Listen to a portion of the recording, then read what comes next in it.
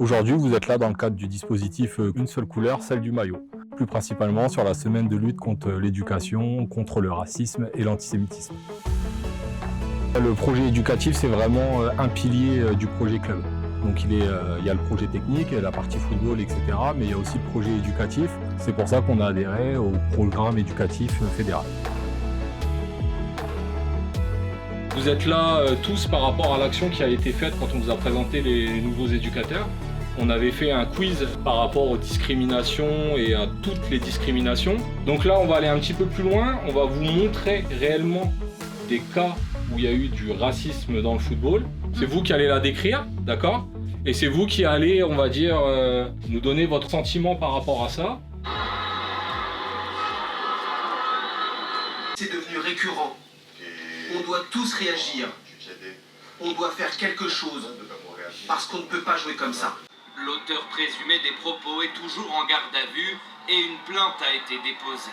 On a vu des réactions différentes. Sur les premières vidéos, qu'est-ce qui s'est passé quand le joueur il a entendu des cris racistes? Il a arrêté le match. Ouais. Il a arrêté le match. Moi je penserais pareil.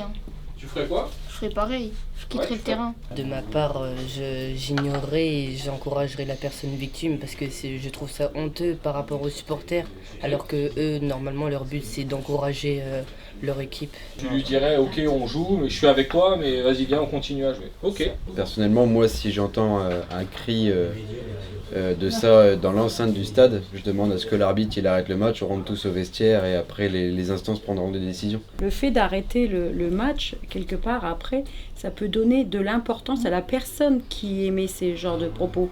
Alors que si on s'y intéresse pas, peut-être que ça pourrait avoir l'effet inverse et puis qu'il s'arrêterait. Vous croyez qu'eux, ils ont envie de continuer le match?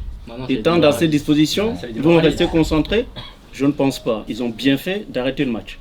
Là, je pense que le but, c'est de faire avoir un électrochoc sur la conscience collective. Si demain, il y a un supporter, je sais pas moi, ou quelqu'un qui se dit supporter du club de la CINI, qui n'est pas dirigeant au club, qui n'est pas licencié ici, et qui vient cracher sa haine au bord derrière la main courante, est-ce que pour vous, le club est responsable ou pas? Non, c'est la personne qui a eu les propos qui est responsable. On se doit, comme pour l'ensemble des clubs, d'être justement présent. Ça permet aussi de voir comment fonctionne le club, quelles sont ses attentes, son devenir.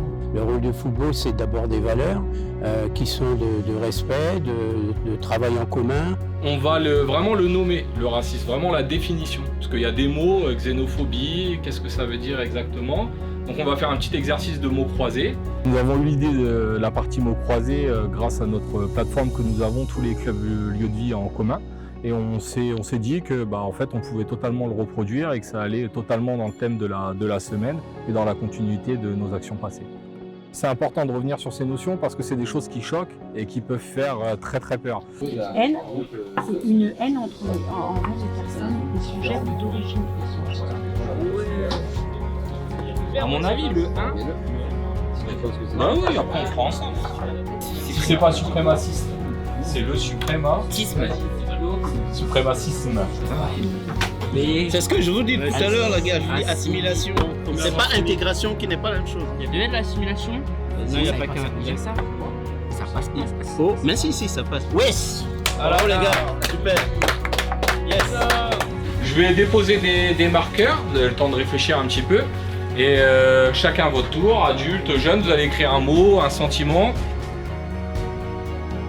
J'ai trouvé que c'était un bon thème à aborder car nous avons appris des mots qu'on ne connaissait pas. À mon sens, c'est important de les sensibiliser à tout ce qui se passe dans le monde. Et les jeunes, c'est la société de demain. Si on veut vraiment faire évoluer les mentalités, faire évoluer les choses, c'est par eux.